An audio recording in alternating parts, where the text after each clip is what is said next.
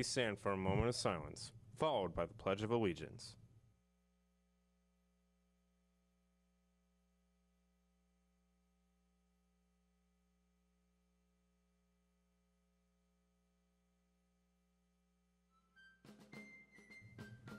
I pledge allegiance to the flag of the United States of America and to the republic for which it stands, one nation, under God, indivisible, with liberty and justice for all.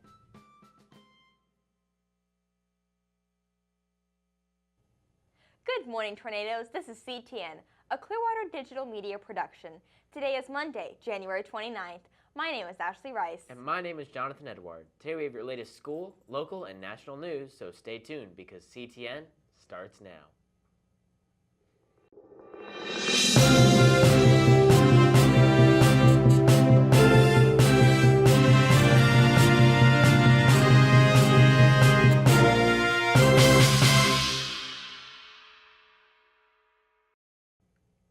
In your headline news, comedian Kevin Hart's new tour will include a stop in Tampa.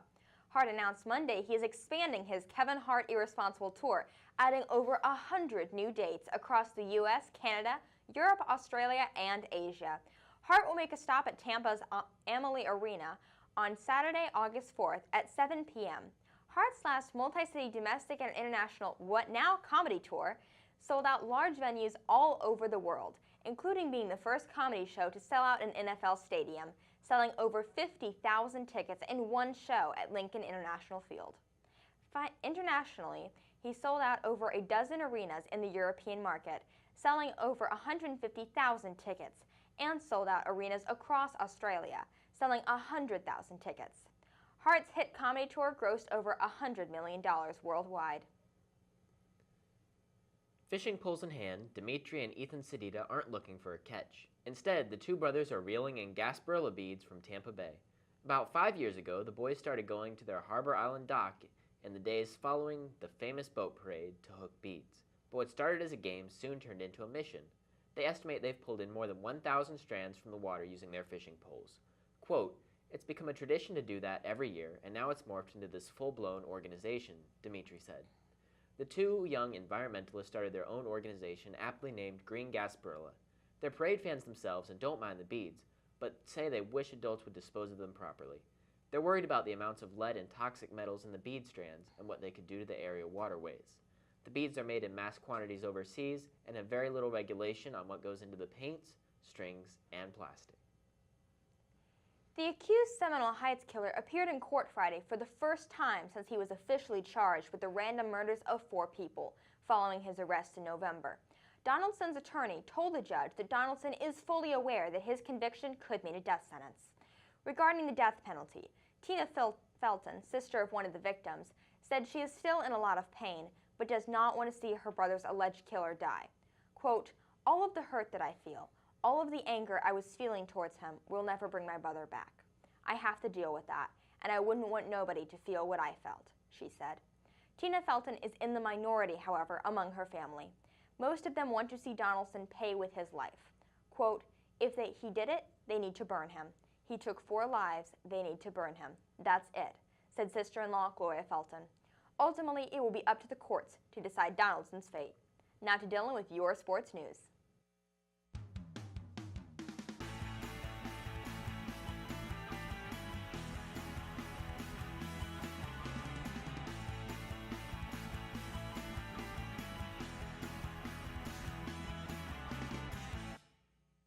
I'm Dylan Smith with your sports news. Tonight, our Lady Tornado varsity basketball team plays in their last regular season home game. The Tornadoes host the Seffner Christian Crusaders. Game time is 7 p.m. Admission is $4.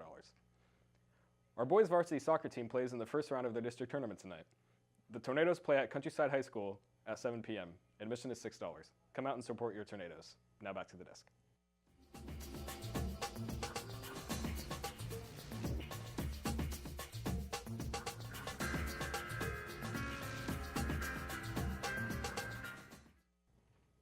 Thanks, Dylan.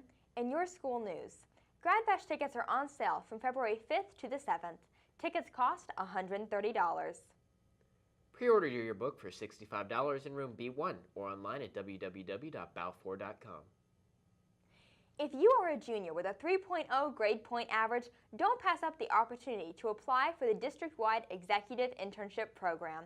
Information and applications can be found online at www.pcsb.org/EIP or through your guidance counselor. The application deadline is Friday, February 16th. There's a CDMP meeting tomorrow after school in room PA5. Details about the 10-day film challenge and the digital yearbook will be discussed. Any senior who has not paid their senior fees needs to do so as soon as possible so the caps and gowns can be ordered. Senior fees are $100. See Mrs. Biddle in the front office. Seniors, remember to bring in your college, military, or trade school acceptance letters to Mrs. Biddle so they can be displayed in the senior cafeteria. Congratulations to Hannah Groth, Danielisa Spada, Morgan Duvall, and Cameron Bellinger for being accepted into the Pinellas All-County High School Band and Orchestra. Want to have a senior quote in the yearbook? Senior quotes are $5 and can be purchased from Mrs. Alberto in room B1, February 1st through the 15th.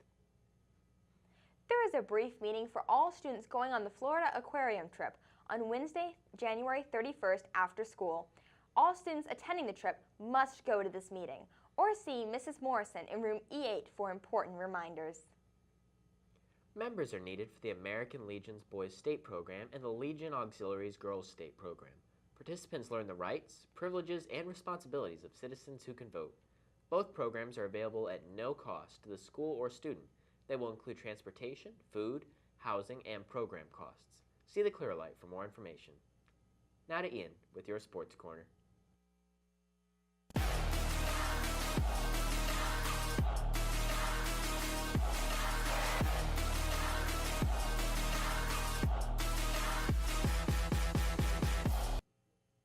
I'm Ian Gibson with your Sports Corner. This past weekend was an eventful day in sports for the National Hockey League and the National Football League, as well as the state of Florida. All-star events in both sports were played in Florida. The NFL Pro Bowl, played in Orlando, was between the American Football Conference and the National Football Conference's best players of the season. The AFC narrowly won 24-23. Meanwhile, the NHL's All-Star Game was played in Tampa at Amalie Arena. The Pacific Division defeated the Atlantic Division 5-2 in the final, effectively wrapping up a sunshine-slated All-Star weekend for Florida. Now back to the desk.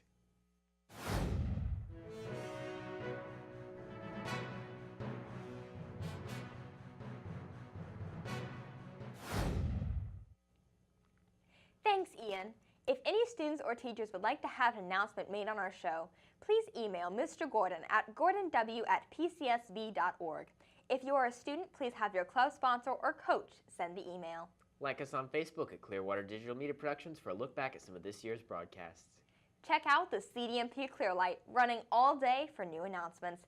Thank you for watching CTN. Have a great tornado day.